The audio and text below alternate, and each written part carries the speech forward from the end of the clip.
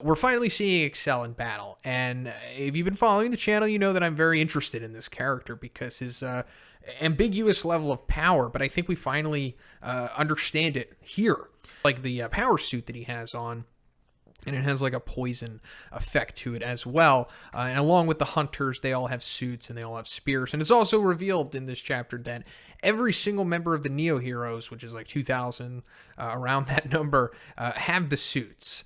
And that's something that I asked in the previous chapter I wasn't sure of, but they clarified it right here. So yeah, the Neo Heroes have an army of like at least high A-class level dudes, as we established in the previous chapter, and then a couple S-class level guys, and then maybe even some above them, you know, according to what McCoy said about Raiden. But anyway, I'm thinking that like Excel inherently, or Axel, I'm sorry, we gotta call him Axel now.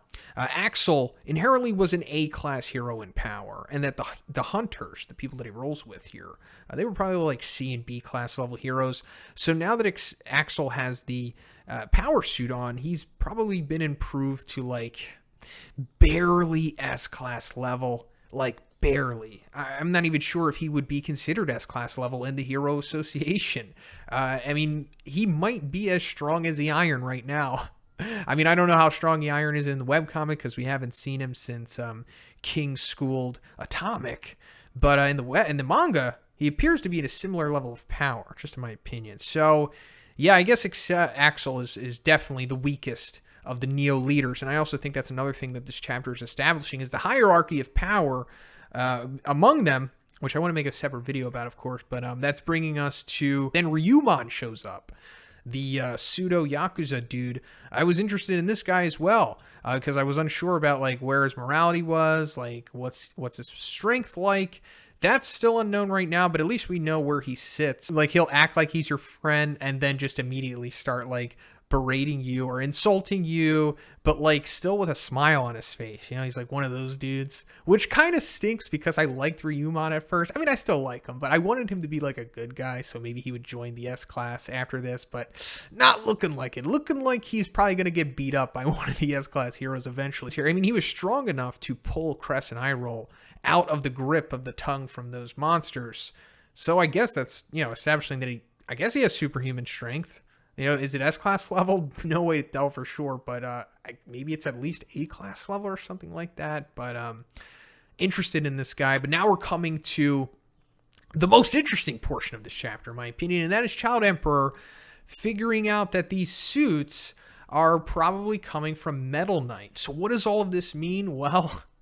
Man, like I said, so fascinating because this is tying into the storyline that one set up in chapter, chapter 119? Yeah, I think it was 119 when Drive Knight, it was called Behind the Scenes or something, and Drive Knight, you know, dropped the whole big bombshell about him essentially being one of the main villains of the series, and then putting it on Metal Knight. But what's happening here in the webcomic, you know, completely different continuity because Drive Knight has hardly any development at all in the webcomic. We haven't seen Drive Knight in the webcomic since he told Genos that Metal Knight was his enemy. I'm pretty sure. So think about that.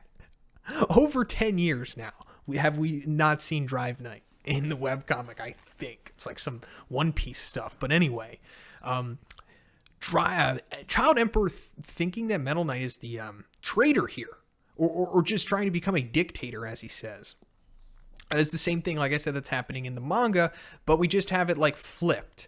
Because it was, like, Drive Knight trying to pin it all on Metal Knight, and then it was, like, up for Sekengar to make his decision. He was the one conflicted. But then Child Emperor was already conflicted with Metal Knight before going into the Monster Association battle because, you know, how he didn't want to help them, and he said, like, he would just carpet bomb it.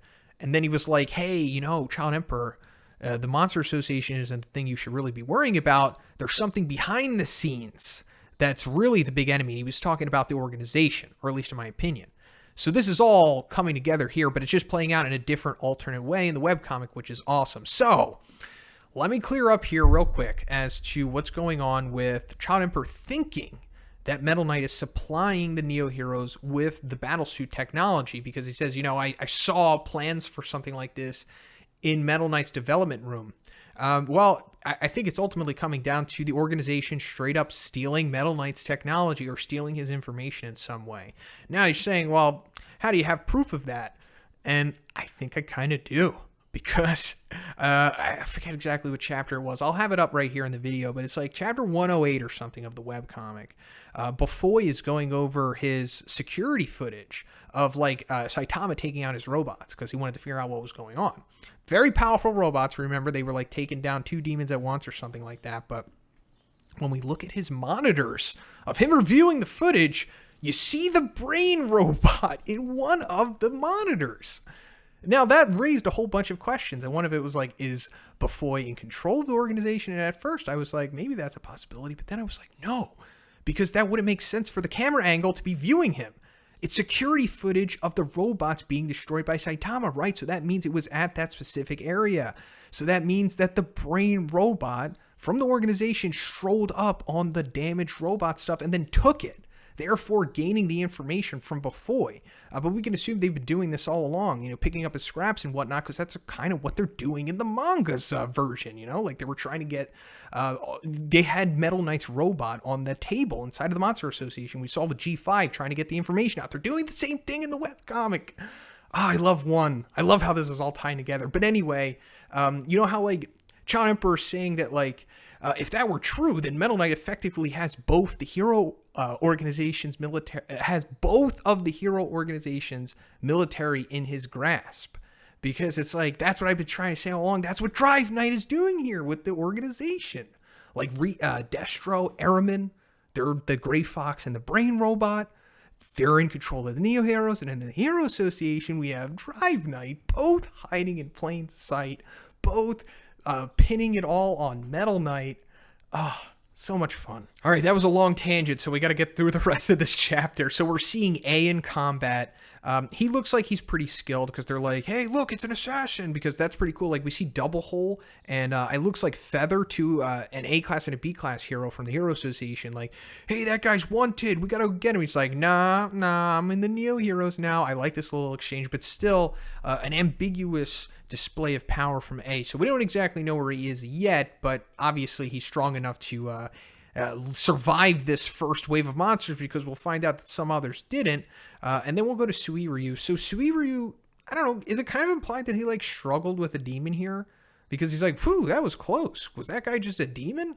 Getting hurt by a monster like this is boring and lame. So, of course, this is pre-character arc Suiryu from the Super Fight tournament in the manga, but I'm thinking this might be showing that Suiryu can definitely take down demons, but he's not like on the level of like Raiden or Blue maybe. So then that brings us to Zaditz, the guy who I thought was probably gonna have like a Child Emperor-esque setup, and he kind of does, because you know he's relying on his tech. But no, this guy is just a gag or a joke or just a funny moment. I guess the purpose of this dude was to establish that there was some people that bought themselves into the Neo leaders. Like, they bypassed the test that like Mars, Leo, and Coco took, that, you know, designated to them to being candidates. So like, yeah, I guess this is showing that like you can try to buy yourself into being a hero, but if you're not like an actual hero, you're gonna get destroyed regardless of the equipment that you have. And then the Infelsinave guy, the cult leader dude, he's gone too. So I guess he's falling into the same camp as Zaditz here. Like, he got in on clout as opposed to money with Zaditz. So then we see Metal Bat, and he's just, you know, destroying this monster. We don't know how strong he is. Could be a demon, maybe. He's pretty big. Maybe he's like a low demon or something. Maybe a high tiger. Remains to be seen, but also, you know, Metal Bat's wearing the suit, so it's improved his strength, and he even says it himself. He's like, wow, even light swings generate shockwaves. So here's the buff for Metal Bat, everyone. We got it. And also, you know, his bat has like spikes on it and stuff, and it's electric. So that's fine. But the important thing here is that Metal Bat notices Aramin and Destro carrying away Infelsinave and Zaditz, who I guess are dead at this point, or maybe, but like, Metal Bat observing them is important here, because remember, Metal Bat figured out Melzergard first, and I think this might happen again. Metal Bat might be the one who figures out that Aramin and Destro are in fact the organization robots, and then he blows the whole lid on that. You know, that would be awesome. I could totally see that happening. Why not? But what are they going to do with these bodies here? You know, turn them into cyborgs or something. I don't know, robots. But then we're coming to the ending of the chapter with this amazing moment, and it's Blue taken on what appears to be a certified high demon. This might be the highest demon that we've seen since Bug God. even in the webcomic, because this guy's a beast. This guy straight up is showing us how powerful the suits are. So they're pretty powerful, but they cannot take on high demons. I think that's what this whole sequence here is showing us. So Blue's stepping up to take on this, beastly high demon crab monster. And we're finally going to get to see what Blue can do in the next chapter, and I can't wait. But until then, let me know what you think about this one in the comments. If you like the review, guys, please give it a like. I also have a Patreon. It gives you extra weekly Q&A. And if you haven't already, please subscribe as well. Have a great day. I'll see you next one.